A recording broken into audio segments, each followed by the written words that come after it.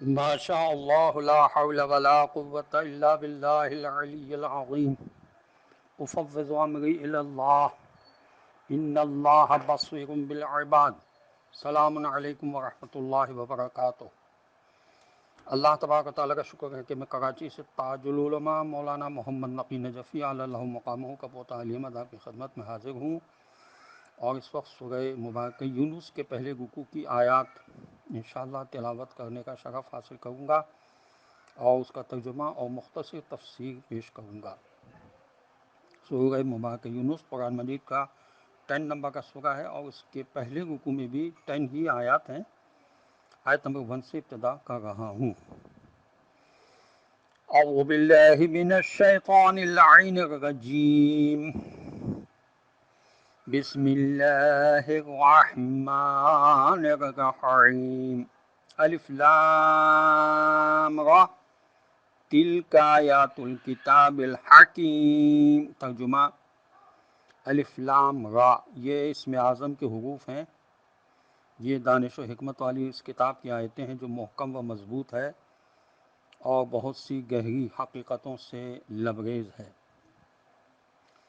حضرت امام جعفر صادق علیہ السلام سے مروی ہے کہ یہ تفسیر نور الثقلین میں لکھا ہے اور تفسیر نمونہ میں بھی، کہ جو شخص سورہ یونس ہر 2 یا 3 ماہ میں ایک دفعہ پڑھے گا تو اس کے لیے یہ خوف نہیں کہ وہ جاہلوں میں سے قرار پائے، نیز قیامت کے دن وہ مقربین میں سے ہوگا. تفسیر جامع میں کتاب خواص القرآن سے منقول ہے کہ جو شخص اس سورہ کی تلاوت کرے گا اس کے نامہ اعمال میں حضرت یونس علیہ السلام کی تصدیق و تکذیب کرنے والوں کی تعداد کے برابر نیکیاں درج ہوں گی. اگر اس سورہ کو لکھ کر اس کے نیچے ان افراد خانہ کے نام لکھے جو اس گھر میں ہوں اور اس نوشتے کو گھر کے اندر رکھے تو ان ناموں والے افراد میں سے جس کے ذمے کوئی قصور ہوگا وہ ظاہر ہو جائے گا. اور اگر اس سورہ کو تشت وغیرہ میں لکھ کر دھوئے اور اس پانی سے آٹا گوندھ کر روٹی پکائے اور مشتبہ افراد کو وہ روٹی کھلائے تو ان میں سے جو بھی چور ہوگا لقمہ اس کے حلق میں پھنس جائے گا اور وہ کھا نہ سکے گا.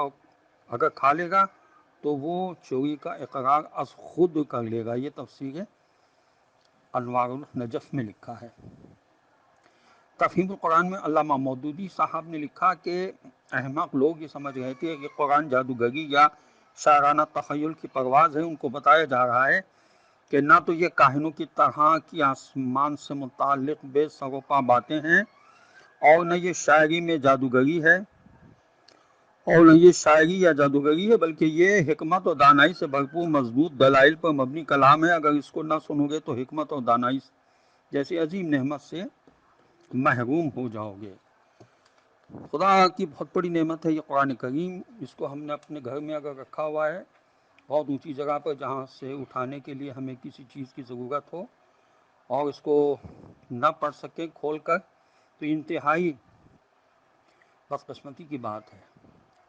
آیت نمبر 2: اکان للناس عجبا ان اوحینا الی رجل منهم ان انذر الناس وبشر الذین آمنوا ان لهم قدم صدق عند ربهم قال الکافرون ان ھذا لساحر مبین. ترجمہ: کیا لوگوں کو یہ بات عجیب معلوم ہوئی کہ ہم نے خود انہی میں سے ایک آدمی کو اشارہ کیا، وہی بھیجی، بلکہ لوگوں کو ڈرا کر چونکا دیجیے، اور جو لوگ آپ صلی اللہ علیہ وسلم کی بات کو مان لے ان کو خوشخبری سنا دیجیے کہ ان کے لیے ان کے پالنے والے مالک کے پاس سچی عزت، سچائی کا مرتبہ اور سرفرازی ہے. مگر کافروں نے کہا یہ تو کھلا ہوا جادو گر ہے، معاذ اللہ. تفسیر علی بن ابراہیم میں لکھا ہے کہ خدا کا فرمانا کہ ہم نے ایک آدمی کو اشارہ کیا تو اس آدمی سے مراد رسول اکرم صلی اللہ علیہ وسلم کی ذات والا صفات ہے. تفسیر جلالین میں لکھا ہے کہ اور خدا کا یہ فرمانا کہ ان کے لیے سچی عزت، سچائی کا مرتبہ اور حقیقی کامیابی ہے کا مطلب یہ ہے کہ جو سچائی کا ذخیرہ وہ اپنے کردار و گفتار سے اللہ کے پاس پہلے بھیج چکے ہیں، وہ اللہ کے پاس بہترین جزا کی شکل میں ان کے لیے محفوظ ہے. آیت نمبر 3: ان ربکم اللہ الذی خلق السماوات والارض فی 6 ایام ثم استوى علی العرش یدبر الامر ما من شفیع الا من بعد اذنہ ذالکم اللہ ربکم فاعبدوہ افلا تذکرون۔ ترجمہ: حقیقت یہ ہے کہ تمہارا پالنے والا مالک وہی خدا ہے جس نے آسمانوں و زمین کو 6 دنوں یعنی مرحلوں میں پیدا کیا، پھر کائنات کا انتظام چلاتے ہوئے اپنے عرش پر جلوہ گر ہوا، یعنی اس طرف توجہ کی۔ کوئی سفارشی نہیں ہے مگر یہ کہ اس کی اجازت کے بعد یہی اللہ تمہارا پالنے والا مالک ہے، لہذا اسی کی عبادت کرو۔ پھر کیا تم کبھی ہوش میں نہ آؤ گے؟ تو کیا تم کبھی نصیحت قبول نہیں کرو گے؟ اس آیت میں توبہ کی حقیقت کو بتایا گیا ہے، توحید کی حقیقت کو بتایا گیا ہے کہ شرک کی کیسی بہترین نفی کرتے ہوئے توحید کی حقیقت کو کتنی وضاحت کے ساتھ بتایا گیا ہے کہ آسمان و زمین از خود نہیں بنے بلکہ اسی نے بنائے تو بنے ہیں۔ پھر بتایا کہ ان کا خالق خدا ہے، کوئی دیوتا نہیں۔ نیز بتایا کہ حکومت صرف خدا کی ہے۔ یہ بھی بتایا کہ وہی خالق بھی ہے اور وہی تدبیر کائنات کرنے والا حاکم و مطلق بھی ہے، ہر کام اسی کے انتظام اور حکم کے تحت ہوتا ہے۔ پھر شفاعت کی حقیقت بتائی کہ شفاعت بغیر اس کی اجازت کے ممکن ہی نہیں، کیونکہ اصل حاکم مطلق متصرف اور مختار صرف اور صرف خدا ہے۔ شفاعت کرنے والے خدا کی حاکمیت میں شریک نہیں ہوتے بلکہ اس کی اجازت سے شفاعت کر سکتے ہیں۔ اس طرح مکمل توحید کا نقشہ بھی کھینچ دیا اور شرک نفی مکمل نفی بھی ہو گئی۔ استوا کے لغوی معنی لغات القرآن میں لکھے ہیں کہ ارادہ کیا، قرار پکڑا، متوجہ ہوا اور غالب ہوا، مگر جب کوئی ایسا لفظ خدا کے لیے استعمال ہوتا ہے تو جسمانی کیفیات مراد نہیں ہوا کرتی جو مخلوق کی خصوصیات ہیں، کیونکہ خدا ایسی تمام کیفیات سے بلند و بالا ہے، یعنی منزہ ہے۔ آیت نمبر 4: الیہ مرجعکم جمیعا وعد اللہ حقا انہ یبدأ الخلق ثم یعیدہ لیجزی الذین آمنوا وعملوا الصالحات بالقسط والذین کفروا لهم شراب من حمیم وعذاب علیم بما کانوا یکفرون۔ ترجمہ: جبکہ اسی کی طرف پھر تم سب کو پلٹ کر جانا بھی ہے، یہ اللہ کا پکا وعدہ ہے۔ بے شک پیدائش کی ابتدا بھی وہی کرتا ہے اور پھر وہی دوبارہ بھی پیدا کرے گا تاکہ پورے عدل و انصاف کے ساتھ ان لوگوں کو جزا دے جنہوں نے حق کو مانا اور انصاف کے ساتھ نیک کام کیے، اور جن لوگوں نے حق کا انکار کیا وہ کھولتا ہوا پانی پئیں گے اور سخت تکلیف پہنچانے والی سزا بھگتیں گے، اسی وجہ سے کہ وہ حق کا انکار کیا کرتے تھے۔ تفسیر فصل الخطاب میں علامہ علی نقی صاحب نے لکھا ہے کہ خدا کے اس قول کی بنا پر کہ تاکہ پورے عدل و انصاف کے ساتھ ان لوگوں کو جزا دے، محققین نے یہ نتیجہ نکالا کہ خدا عادل مطلق ہے، لیکن بعض مسلمان خدا کے لیے عدل کو ضروری نہیں سمجھتے، حالانکہ اگر خدا عادل نہیں تو پھر آخرت پر ایمان بے معنی ہو جاتا ہے۔ خدا کا جزا و سزا کا عدالت کے ساتھ وابستہ کرنا بتاتا ہے کہ آخرت میں تمام معاملات عدل و رحم کی بنیاد پر طے ہوں گے۔ اگر خدا کو عادل نہ مانا جائے تو آخرت پر ایمان بے بنیاد، بے مقصد بلکہ لا یعنی قرار پاتا ہے۔ آیت نمبر 5: وَالَّذِي جَعَلَ الشَّمْسَ ضِيَاءً وَالْقَمَرَ نُورًا وَقَدَّرَهُ مَنَازِلَ لِتَعْلَمُوا عَدَدَ السِّنِينَ وَالْحِسَابَ مَا خَلَقَ اللَّهُ ذَلِكَ إِلَّا بِالْحَقِّ یفصل الآیات لقوم یعلمون۔ ترجمہ: وہی خدا ہے جس نے سورج کو چمکدار بنایا اور چاند کو روشن کیا اور چاند کے مختلف گھٹنے بڑھنے کی منزلیں بالکل ٹھیک ٹھیک مقرر کی تاکہ تمہیں اس سے برسوں کا شمار اور تاریخوں کا حساب معلوم ہو۔ اللہ نے یہ سب کچھ بالکل صحیح اور بامقصد بنایا ہے۔ اس طرح وہ اپنی نشانیاں اور دلیلیں کھول کھول کر پیش کر رہا ہے ان لوگوں کے لیے جو جاننا چاہیں۔ تفسیر ماجدی میں لکھا ہے کہ ضیاء اس روشنی کو کہتے ہیں جو مستقل حیثیت رکھتی ہے، جو سورج کے لیے بیان کی گئی ہے، اور نور اس روشنی کو کہتے ہیں جو ضیاء سے لی گئی ہو یا ضیاء کا انعکاس ہو۔ قرآن نے 1300 برس پہلے اللہ کے نبی صلی اللہ علیہ وسلم کے ذریعے سے بتا دیا کہ چاند بذات خود بے نور ہے، اس کی تمام چمک دمک سورج کا عکس ہے۔ محققین نے نتیجہ نکلا کہ اسلام میں سال قمری ہی معتبر ہے، کیونکہ خدا نے فرمایا کہ چاند کی منزلیں قرار دینے کا مقصد برسوں کا شمار کرنا ہے۔ آیت نمبر 6، اِنَّا فِي اخْتِلَافِ اللَّيْلِ وَالنَّهَارِ وَمَا خَلَقَ اللَّهُ فِي السَّمَاوَاتِ وَالْأَرْضِ لَآيَاتٍ لِقَوْمٍ يَتَّقُونَ۔ ترجمہ، یہ حقیقت ہے کہ رات اور دن کے الٹ پھیر یا آنے جانے میں اور ہر اس چیز میں جو اللہ نے آسمانوں اور زمین میں پیدا کی ہے، قدرت خدا کی بے شمار نشانیاں ان لوگوں کے لیے ہیں جو برے انجام سے بچنا چاہیں۔ تفسیر جلالین میں لکھا ہے کہ یہ دلائل تو ساری مخلوق کے لیے ہیں، مگر ان کو سوچنے سمجھنے اور ان سے فائدہ اٹھانے والے صرف وہی لوگ ہوں گے جو برائیوں سے بچتے ہوئے فرائض الہیہ کو ادا کرنے والے ہوں گے۔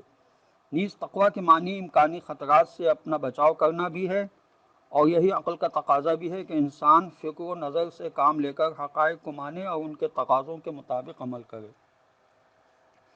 آیت نمبر 7، ان الذين لا يرجون لقاءنا ورضوا بالحياة الدنيا واطمأنوا بها والذين هم عن آياتنا غافلون۔ ترجمہ، اصل بات یہ ہے کہ جو لوگ ہم سے ملنے کی امید ہی نہیں رکھتے کیونکہ وہ دنیا ہی کی زندگی پر خوش و مطمئن ہیں، اس لیے وہ لوگ ہماری باتوں اور دلیلوں سے غافل ہیں۔ تفسیر جلالین میں لکھا ہے کہ انسان کی تباہی کا اصل سبب یہ ہوتا ہے کہ وہ دنیا کی مادی زندگی پر مطمئن ہو کر آخرت کی زندگی سے بالکل بے پرواہ ہو بیٹھتا ہے۔